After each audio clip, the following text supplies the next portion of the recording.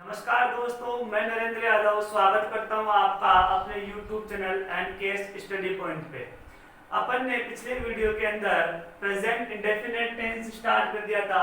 उसके अंदर मैंने आपको इसकी डेफिनेशन बताई थी, साथ ही साथ मैंने इसके बारे में सिंगुलर सब्जेक्ट और प्लूरल सब्जेक्ट के बारे में बताया था और इसके साथ उनकी एक टेबल भी मैंने आपको बताई थी और उसके बाद में मैंने आपको सेंटेंस के बारे में भी बताया था। अब मैं इसके आगे बढ़ता हूं। इसमें अपन पहला पढ़ते हैं अफर्मेटिव सेंटेंस। अफर्मेटिव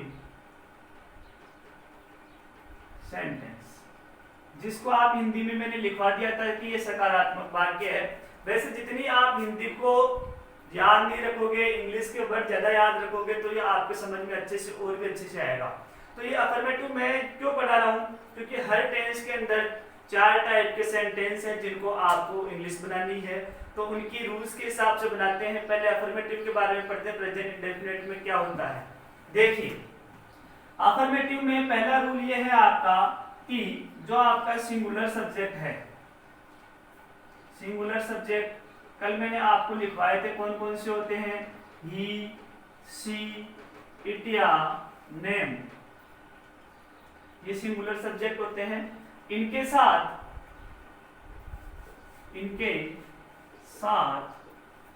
वर्ब में एस या ईएस, यहां देखिए बहुत ज्यादा इंपॉर्टेंट है। Singular subject he, she, it या नेम के साथ में अगर कोई भी वर्ब आएगी तो उसको अपन जब बनाएंगे तो उनके साथ में अपन एस या ईएस लगाते हैं। तथा दूसरा रूल ये है आपका, जो प्लूरल सब्जेक्ट बचे आपके, प्लूरल सब्जेक्ट जो हैं कौन कौन से होते हैं, आई, यू, वी, दे, इनके साथ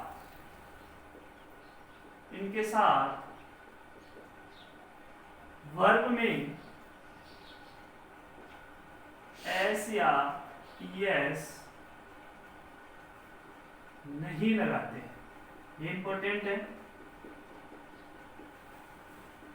कहने का मतलब ये हुआ कि आपको 12 के 12 टेंस के अंदर आपको एक ही चीज ध्यान में रखनी है, ठीक, वर्ब के साथ एस या ईएस कहीं पर भी लगा हुआ आएगा तो वो सेंटेंस आपका हमेशा प्रेजेंट इंडेफिनिट का बनेगा।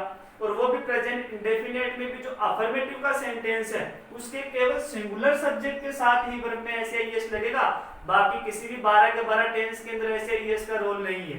तो आपको केवल यही ध्यान रखना है कि प्रेजेंट इंडेफिनिट के अफर्मेटिव के सिंगुलर सब्जेक्ट के साथ ही वर्ब में एस या ईएस लगता है।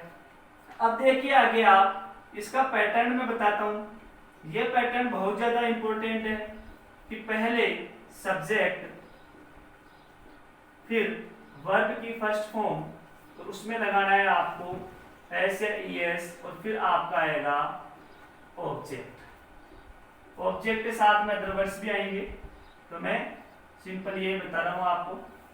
मतलब ये जो मैंने लिखवाया है पैटर्न आपको इस बॉक्स के अंदर, हिंदी का सेंटेंस जब बनाओगे आप इंग्लिश में तो इसी पैटर्न के आधार पर बनाओगे। हिंदी के सेंटेंस में सब्जेक्ट जो आएगा उसको पहले इंग्लिश में बनाना है, फिर जो वर्ब होगी उसकी फर्स्ट फॉर्म लगानी है, उसके साथ एस या ईएस लगाना है और फिर उसके बाद में ऑब्जेक्ट लिखना है। अब इसमें एक चीज ध्यान रखना कि प्रेजेंट इंडेफिनिट में हमेशा वर्ब की फर्स्ट फॉर्म आती है। ये वर्ब की फर्स्ट फॉर्म प्रेजेंट इंडेफिनिट में हमेशा आती है। अब एक चीज आपके दिमाग में ये आना चाहिए कि आपको बता दिया गया है कि अफर्मेटिव जो है, प्रेजेंट इंडेफिनिट का अफर्मेटिव जो सेंटेंस है, इसमें सिंगुलर सब्जेक्ट के साथ में वर्ब में एस या ईएस लगेगा और फिर प्लूरल में एस या ईएस नहीं लगता वर्ब में। पैटर्न आपका ये हुआ जो कि वेरी वेरी इंपॉर्टेंट है। प्रत्येक टेंस के प्रत्येक सेंटेंस का आपको पैटर्न ध्यान में होना चाहिए। पैटर्न आपको अगर पता होगा तो टेंस के अंदर कभी भी आपकी गलती नहीं हो सकती है। देखिए, इस पैटर्न के बाद में ये भी ध्यान रखिए कि प्रेजेंट इंडेफिनिट के अंदर हमेशा चारों सेंटेंस, चाहे अफर्मेटिव हो, चाहे नेगेटिव हो, चाहे इंट्रोगेटिव हो, चाहे इंट्रोगेटिव नेगेटिव हो, इनके अंदर हमेशा वर्ब की फर्स्ट फॉर्म ही आती है। अब मैं आपको बताता हूँ, आपके दिमाग में क्वेश्चन आना चाहिए, क्वेश्चन ये आना चाहिए कि सर कि ये वर्ब की फर्स्ट फॉर्म तो ठीक है हमको आती है, फॉर्म आपने लिखवाई है, first form, second form, third form याद करवा दी है 70 वर्ब्स की, वो हम याद कर लेंगे। लेकिन जो एस या ईएस है, कौन कौन सी ऐसी वर्ब है जिनके साथ में एस लगता है या ईएस लगता है, कंफ्यूजन हो सकता है, तो मैं आपको एस या ईएस लगाने के तरीके बता रहा हूँ। बहुत ही सिंपल है, इसके बाद में देखिए मैं एस या ईएस लगाने का तरीका बताता हूँ।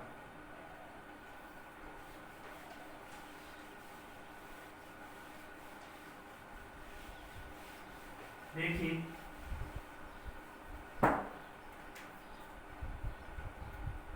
एस या ईएस लगाना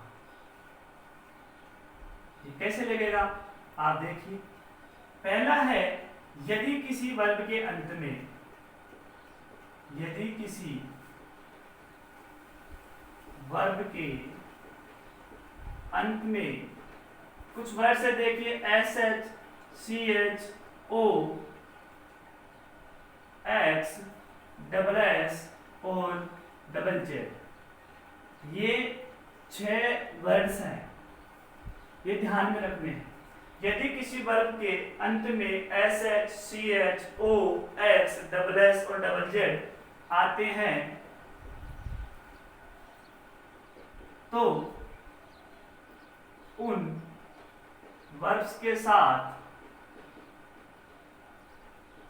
ईएस लगाते हैं। तो ये बहुत ज्यादा इंपॉर्टेंट रूल है आपका कि कोई भी ऐसी वर्ब जिसके अंत में पीछे या तो एस एच लिखा हुआ है या सी एच आई या ओ आई या एक्स आई या डबल एस आई या डबल जेड आई, इनमें से कुछ भी लिखा हुआ आ जाए तो उनके साथ में हमेशा ईएस लगाना है। जैसे मैं कुछ एग्जांपल बता रहा हूं आपको, WATCH वॉच आता है आपका, फिनिश फिर आता है आपका, फिक्स फिर आता है आपका, बज फिर आता है आपका, पास हो गया, और एक आपका आ गया गो। तो आप देखिए ये वर्ब लिखी हुई है आपके सामने, इनके पीछे देखिए अंत में, मैंने बोला अंत में देखिए सी एच है, बिल्कुल सी एच है, ये रहा एस एच है, ये रहा एस एच आपका, एक्स है, ये रहा आपका एक्स, डबल एस है, डबल एस भी है, डबल जेड है, डबल जेड भी है, ओ भी है। अगर ये वर्ब आ चुकी है, अगर आप प्रेजेंट इंडेफिनिट में, अफर्मेटिव में इनको बनाओगे, अगर सिंगुलर सब्जेक्ट आता है इनके साथ में तो आप ईएस लगाओगे। ये देखिए आप, ये ईएस लगेगा इसके साथ में, तो यहाँ फिनिश के साथ में भी ईएस लगेगा, फिक्स के साथ में भी ईएस लगेगा, बज के साथ में भी ईएस लगेगा। बज मतलब होता है गूंजना, और आपका पास के साथ में भी ईएस लगेगा, और गो के साथ में भी ईएस लगता है। तो ये वर्ब के अंत में ये वर्ड आते हैं तो इनके साथ में ईएस लगता है। आगे देखिए दूसरा रूल आपका ये कहता है,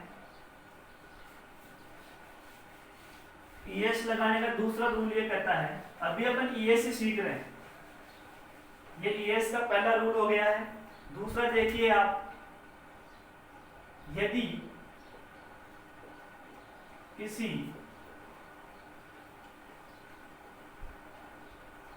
वर्ब्स के अंत में वाई आए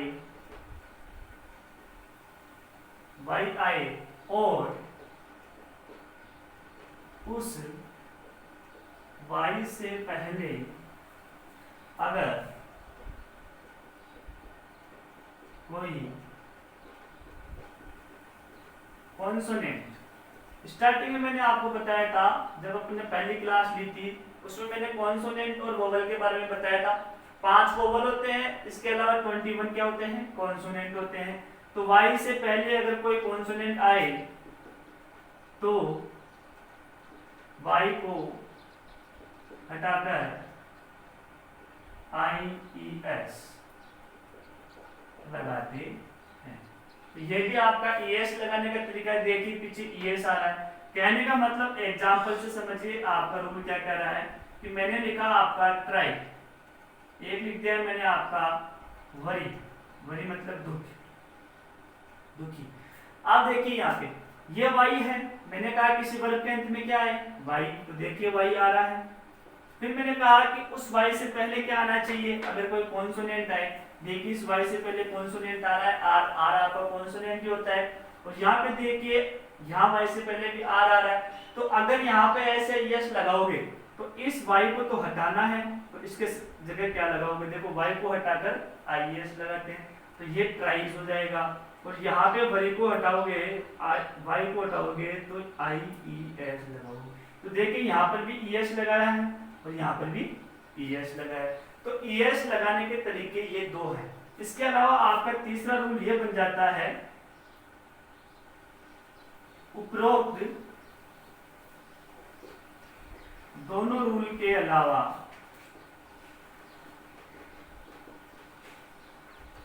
वर्ब में एस लगाते हैं।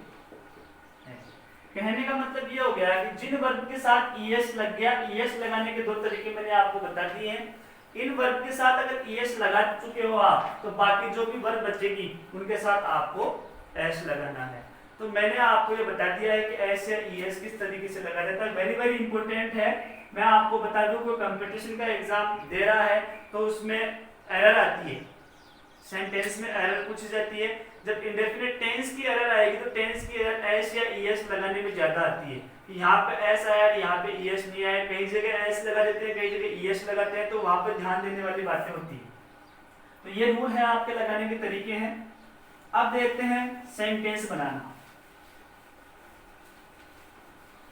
अफर्मेटिव चल रहा है आपका पैटर्न है, मैंने आपको लिखा दिया वैसे तो पैटर्न, एक बार और देखिए पैटर्न आप, इसका पैटर्न ये कहता है, पैटर्न बोलो चाहे फॉर्मूला बोलो, बात एक ही है कि पहले बनेगा आपका सब्जेक्ट, फिर वर्ब की फर्स्ट फॉर्म के साथ एस या ईएस, फिर बनेगा आपका ऑब्जेक्ट। तो इसके हिसाब से आपको इंग्लिश बनानी है।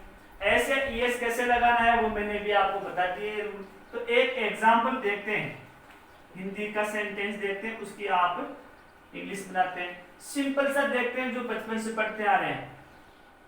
पहला है आपका राम खेलता है, राम खेलता है। सपोज कीजिए एग्जाम में ये क्वेश्चन आ गया आपके सामने, राम खेलता है, इसके आपको 4 ऑप्शन देके इंग्लिश पूछते हैं कि इसके आप अंग्रेजी बनाइए, तो आप कैसे बनाओगे। तो देखिए स्टेप से काम होगा। पहली आपकी स्टेप ये है, जब भी हिंदी का सेंटेंस आ जाए उसको आप पहला आपको ये आना चाहिए कि टेंस कौन सा है। सबसे पहले अपन तो टेंस ही पहचानेंगे, जब 12 में से एक टेंस पहचानने में आ जाएगा तो उस टेंस के बारे में जो भी चीजें होंगी अपने दिमाग में आ जाएगी। तो देखिए पहली चीज आपको पहचानी है टेंस कौन सा है। तो यहाँ देखिए मैंने कहा था जब भी हिंदी के वाक्य को आपको पहचानना है तो वाक्य के अंत में जाइए। वाक्य के अंत में देखिए क्या लिखा हुआ है, ता है। जैसे ही ता है लिखा हुआ आ गया तो आपको पता लग गया कि हमने पढ़ा था कि प्रेजेंट इंडेफिनिट की हिंदी की पहचान पड़ी थी कि वाक्य के अंत में ता है, ती है, ते है आदि शब्द आते हैं। तो देखिए यहाँ पे ता है आ चुका है, ता है आ चुका है, तो टेंस कौन सा हो गया आपका, प्रेजेंट इंडेफिनिट। चलो जी पहली चीज तो अपने पास क्लियर हो गई कि टेंस आपका प्रेजेंट इंडेफिनिट का हो चुका है। अब आप देखिए दूसरा, जैसे टेंस पहचान लो, दूसरा आपको पहचानना है कि सेंटेंस कौन सा है। अब देखिए मेरे सेंटेंस 4 प्रकार के बताए, affirmative, negative, interrogative, interrogative, negative. अगर आपको सेंटेंस को पहचानना है तो आप देखिए यहाँ पे देखिए, अगर ये नेगेटिव का होता तो इसके बीच में नहीं आता, राम नहीं खेलता है। अगर इंटरोगेटिव का होता तो पीछे क्वेश्चन मार्क आता, बीच में प्रश्नवाचक शब्द आते, वो भी नहीं है। इंटरोगेटिव नेगेटिव होता तो पीछे क्वेश्चन मार्क भी होता और बीच में नहीं भी आता। तो तीनों ही चीजें नहीं है आपके पास में, तो बचा किसका, सिंपल सा पूर्ण विराम लगा हुआ है, सिंपल आ गया तो किसका हो गया, अफर्मेटिव का। अब देखिए अब आपको ये भी पता लगे प्रेजेंट 12 टेंस के अंदर से आपने एक टेंस को पहचान लिया प्रेजेंट इंडेफिनिट का, तो बहुत सी चीजें सहूलियत हो चुकी है आपके सामने, 11 स्किप हो चुके हैं। अब आपको प्रेजेंट इंडेफिनिट की चीज ही दिमाग में लानी है। अब प्रेजेंट इंडेफिनिट के रूल के अंदर सेंटेंस भी पहचान लिया अफर्मेटिव है, तो 4 सेंटेंस पढ़ने के साथ साथ आपने एक सेंटेंस को लेके आए दिमाग में, कौन सा, अफर्मेटिव। पर अफर्मेटिव जब भी आ जाए तो आपको अफर्मेटिव का जो पैटर्न है जिससे आप इंग्लिश बनाओगे वो दिमाग में आना चाहिए। जो पैटर्न क्या है देखिए लिखा हुआ आपके सामने, सब्जेक्ट V1 एस या ES प्लस ऑब्जेक्ट, ये लिखा हुआ है। अब आप यहाँ पे देखिए, बहुत अच्छी चीज ये है कि यहाँ पे देखो सब्जेक्ट भी आ रहा है, वर्ब भी आ रही है, ऑब्जेक्ट भी आ रहा है। अब हिंदी के वाक्य के अंदर कैसा भी आ जाए तो आपको चौथी स्टेप ये है, सब्जेक्ट वर्ब और ऑब्जेक्ट पहचानना है, पहचानना है। मुझे पहचानोगे कैसे? अपन ने सबसे पहली क्लास के अंदर ही मैंने आपको बताया था कि कौन है, किसने क्या कर रहा है, क्या किया, क्या किसे कहा, तीनों के क्वेश्चन बना के मैंने बताए थे कि इनके क्वेश्चन इस प्रकार बनाए जाते हैं। तो वैसे ही आप क्वेश्चन बना सकते हैं और सब्जेक्ट वर्ब और ऑब्जेक्ट को पहचान सकते हैं। जैसे ही आप सब्जेक्ट वर्ब ऑब्जेक्ट पहचान दोगे तो इसके बाद में आप इसकी क्या बना दीजिए, इंग्लिश। जो पैटर्न के हिसाब से है वो चीज पहले आएगी, ठीक है। आप देखिए यहाँ पे पैटर्न में पहले आ रहा है सब्जेक्ट, तो यहाँ पे आपके सामने राम क्या है, सब्जेक्ट है, ठीक है। इसके बाद में ये जो खेलता है, मतलब खेलना, इसकी क्या हो गई, ये वर्ब है आपकी। तो अपन ने देखा कि इस सेंटेंस के अंदर छोटा सा सेंटेंस है, इसमें दो ही चीज है, एक तो सब्जेक्ट है, एक वर्ब है, इसमें ऑब्जेक्ट नहीं है। तो जब ऑब्जेक्ट नहीं है तो आप ऑब्जेक्ट की जगह ऑब्जेक्ट मत लिखिए, ठीक है, जितना है उतना ही बनाइए। जैसे आप इंग्लिश बनाओगे, पहले क्या आएगा, सब्जेक्ट। सब्जेक्ट क्या है आपका, राम, तो राम की क्या बनाएंगे, इंग्लिश, राम की इंग्लिश लिखी राम, ठीक है। इसके बाद में आता है खेलता है, वर्ब है आपकी, वर्ब कौन सी है, फर्स्ट फॉर्म आएगी, खेलने को बोलते हो आप प्ले, तो ये इसके बाद में प्ले लिख दीजिए। इस प्ले के साथ में एस या ईएस लगेगा नहीं लगेगा, कौन डिसाइड करता है, एस या ईएस डिसाइड करता है आपका सब्जेक्ट। अगर सब्जेक्ट सिंगुलर है आपका तो वर्ब में एस या ईएस लगाओगे। एस या ईएस लगाने के तरीके मैंने आपको बता दिए हैं, क्या है एस या ईएस। अब यहाँ पे देखिए आप, राम आपका सिंगुलर सब्जेक्ट है, कैसा है, सिंगुलर है। अगर ये सिंगुलर सब्जेक्ट है तो इसके साथ में जाहिर सी बात है भाई, वर्ब में क्या लगेगा, या तो एस लगेगा या ES लगेगा। जैसे ऐसे ES लगाना है आपको, तो आप देखिए कि इसमें S का और ES का मैंने दो रूल बताए ES लगाने के, वो लगते हैं नहीं लगते। देखिए यहाँ पे Y तो है, दूसरा रूल अपना ये था, Y तो है लेकिन Y से पहले देखिए यहाँ पे वोवल आ रहा है, ये क्या है आपका वोवल है। लेकिन दूसरा रूल तो ये कहता है कि अगर Y है, Y से पहले कॉन्सोनेंट है तो Y को हटा के IES लगाएंगे, मतलब यहाँ पे Y हटेगा नहीं, IES नहीं आएगा क्योंकि ये वोवल है। तो इसके साथ में क्या लगाना है आपको, केवल सिंपल एस। जहां ES नहीं लगेगा वहां क्या लगेगा, एस लगेगा। अब आगे देखिए क्या है, ऑब्जेक्ट, ऑब्जेक्ट है ही नहीं है तो ये पूर्ण विराम है, पूर्ण विराम की जगह आप फुल स्टॉप लगाइए। तो आपका ये सेंटेंस बन गया है इंग्लिश के अंदर। तो कहने का मतलब क्या होगा, वापस देखिए, एक बार वापस समझाता हूं मैं इसको। राम खेलता है, इसकी इंग्लिश इस पैटर्न के हिसाब से बनानी है। राम सब्जेक्ट है तो सब्जेक्ट पहले राम बना दिया, फिर वर्ब की फर्स्ट फॉर्म प्ले आ गई, प्ले के साथ में ऐसे ES लगेगा नहीं लगता वो डिसाइड करता है आपका सब्जेक्ट। सब्जेक्ट आपका सिंगुलर है, सिंगुलर है तो आप साथ में S या ES लगाओगे, या तो S लगेगा या ES लगेगा। दोनों के रूल मैंने आपको बता दिए हैं। यहाँ पे Y से पहले कॉन्सोनेंट है इसलिए यहाँ पे ES नहीं आएगा, केवल क्या आएगा, S आएगा। ऑब्जेक्ट है नहीं इसलिए यहाँ पे फुल स्टॉप। तो ये आपका जो एग्जाम्पल हुआ, राम खेलता है, इसकी इंग्लिश में राम प्लेस। अब थोड़ा सा आगे बढ़ते हैं, दूसरा एग्जाम्पल लेते हैं। दूसरा एग्जाम्पल यह है कि वह अपना पाठ याद करता है, ठीक है। यह आपका सेंटेंस हुआ हिंदी का, इसको आपको इंग्लिश बनानी है। तो देखिए वो सिस्टम चलने वाला है, आप इन स्टेप्स को फॉलो कीजिए। अगर ये स्टेप्स आपको आती है समझ में तो आपका हिंदी से इंग्लिश आसानी से बन जाएगा। जितनी प्रैक्टिस आप हिंदी से इंग्लिश की करोगे उतनी ही इंग्लिश आपकी अच्छे से तैयार होगी। क्यों, देखिए बोर्ड की एग्जाम में जिसके आएगा तो बोर्ड एग्जाम में क्या होता है, इंग्लिश में पैराग्राफ लिखना होता है, लेटर्स लिखने होते हैं, क्वेश्चन आंसर याद करने होते हैं। तो वहां पे क्या होता है, हिंदी से इंग्लिश अगर आपको बनाना आ जाती है तो चीजें रटनी नहीं होगी। अगर आपको हिंदी से इंग्लिश नहीं आती है तो आप ये ध्यान रखिए कि आपको इंग्लिश में कितनी चीजें याद कर लोगे आप, 5 लाइन 6 लाइन 10 लाइन याद हो जाएगी ज्यादा से ज्यादा, पूरी किताब के क्वेश्चन आंसर कैसे याद होगी। लेकिन हिंदी की चीजें क्या होती है, फटाफट दिमाग में आती है, तो उसके बाद क्वेश्चन आंसर की हिंदी भी रहती है। हिंदी अगर आपके दिमाग में फटाफट आएगी तो आप टेंस के अकॉर्डिंग फटाफट से उसकी इंग्लिश तैयार कर लोगे, क्योंकि हर चीज की वोकेबुलरी होती है। वोकेबुलरी का मतलब मीनिंग जितने भी आपको याद होंगे, जितने अच्छे तरीके से मीनिंग बहुत ज्यादा याद होंगे उतनी ही अच्छी हिंदी से इंग्लिश आप बना सकते हो, फटाफट से दिमाग में आते ही इंग्लिश बन जाती है, ठीक है। तो जितनी प्रैक्टिस हिंदी से इंग्लिश की करोगे तो उतनी ही आपके पास में अच्छी सी क्वालिटी आएगी आपके अंदर। तो आप देखिए यहाँ पे, अब इसको अपन बनाते हैं। यहाँ पे आपको पहला टेंस पहचानना है, तो पीछे देखिए क्या लिखा हुआ है, ता है, तो वही आपका प्रेजेंट इंडेफिनिट टेंस हो गया। फिर सेंटेंस पहचानना है, तो कोई नहीं है, कोई क्वेश्चन मार्क नहीं है, तो अफर्मेटिव का आपका सेंटेंस हो गया। पैटर्न आपका ये लिखा हुआ है आपके सामने। अब आपको सब्जेक्ट, वर्ब और ऑब्जेक्ट पहचानना है, तो आप देखिए यहाँ पे अपने अपने दिमाग से लगा लीजिए कौन अपना पार्ट याद करता है। सब्जेक्ट का क्वेश्चन किया तो वह आपका क्या हो चुका है, यहाँ पे सब्जेक्ट हो गया, ठीक है। वह क्या करता है, याद करता है, तो याद करना आपकी क्या हो चुकी है, वर्ब हो चुकी है। इसके बाद में देखिए वह क्या याद करता है, वह अपना पाठ याद करता है, तो ये अपना पाठ मतलब पाठ क्या हो गया आपका, ऑब्जेक्ट हो गया। बस अगर सब चीजें आपने पहचान तो पैटर्न में रख दीजिए, आपका इंग्लिश बन जाएगी। वह को आप देखिए ता है, अगर ती है आता तो शी होता लड़की के लिए, ये लड़के के लिए आया है तो इसको वह को बोलते हो आप ही। ये सब्जेक्ट आ चुका है। इसके बाद में वर्ब की फर्स्ट फॉर्म लगानी है। वर्ब की फर्स्ट फॉर्म याद करना मैंने आपको वर्ब में लिखवाई हुई है। तो मैंने कहा था कि जितनी भी वर्ब में लिखवा रहा हूँ बहुत ज्यादा इंपॉर्टेंट है, ये बार बार सेंटेंस में आएगी। देखिए खेलना भी आ गई आपकी, याद करना भी आ चुकी है, ठीक है। तो वो वर्ब आप जितनी याद करोगे उतनी ही कम है। उसके अलावा और भी आप अच्छी अच्छी वर्ब याद कर सकते हैं, आपकी ग्रामर में बहुत सारी चीजें मिल जाएगी आपको वर्ब में। ही याद करना को कहते हो आप लर्न, LEARN, लर्न हो गया। अब देखिए ही आपका सिंगुलर सब्जेक्ट है, लर्न आपकी वर्ब की फर्स्ट फॉर्म है, इसके साथ एस या ईएस लगाना है। तो आप पहले इस वर्ब में जाइए, पीछे कुछ ईएस वाले आ रहे हैं क्या, SSCHOX में से कुछ भी नहीं है, मतलब ईएस नहीं लगेगा, वाई भी नहीं है, मतलब ईएस नहीं लगेगा, तो क्या बचा एस, ये आपने एस लगा दिया।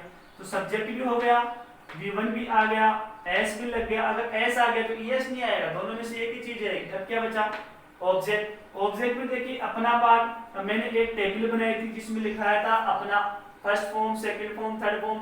लास्ट वीडियो के अंदर मैंने सब्जेक्ट, ऑब्जेक्ट और अपने की एक टेबल बनाई थी। उसमें जो बीच वाला जो पार्ट था वो अपना था। तो उसमें देखोगे आप तो ही का अपना क्या होता है, हीज होता है, और पार्ट को क्या कहते हो आप, लेसन, और ये आपका फुल स्टॉप। ये आपकी इंग्लिश रेडी हो चुकी है। तो ये इंग्लिश बनाना बहुत आसान है, केवल रूल्स दिमाग में रखिए। एक बार रूल्स को बार बार 2-3 बार पढ़ लीजिए, आपको रूल्स दिमाग में आ जाएंगे। तो साथ ही साथ ये इंग्लिश बनाना पैटर्न के हिसाब से इंग्लिश बना दीजिए, ये बहुत ही अच्छे तरीके से आपको समझ में आ जाएगा। तो अगर आपको ये समझ में आ गया है तो आज अपन ने ये सीखा है कि प्रेजेंट इंडेफिनिट के अफर्मेटिव का जो भी सेंटेंस हिंदी का है उसको इंग्लिश में कैसे बनाया जाता है, वो हमने आज यहाँ पे सीखा है। जिस भी बच्चे को वीडियो अच्छा लगा है, ठीक है, तो आप उसको अच्छे से बार बार देख लीजिए। जिसको समझ में नहीं आया है 2-3 बार देख के समझ में आ जाएगा। तो कुछ प्रॉब्लम है तो कमेंट बॉक्स में कमेंट कीजिए, या फिर अपने व्हाट्सएप नंबर है इस पे आप मैसेज डाल सकते हैं, आपकी प्रॉब्लम का सॉल्यूशन तुरंत किया जाएगा। तो अपन कल देखेंगे नेगेटिव, इंट्रोगेटिव, नेगेटिव के सेंटेंस बनाना। तब तक के लिए धन्यवाद।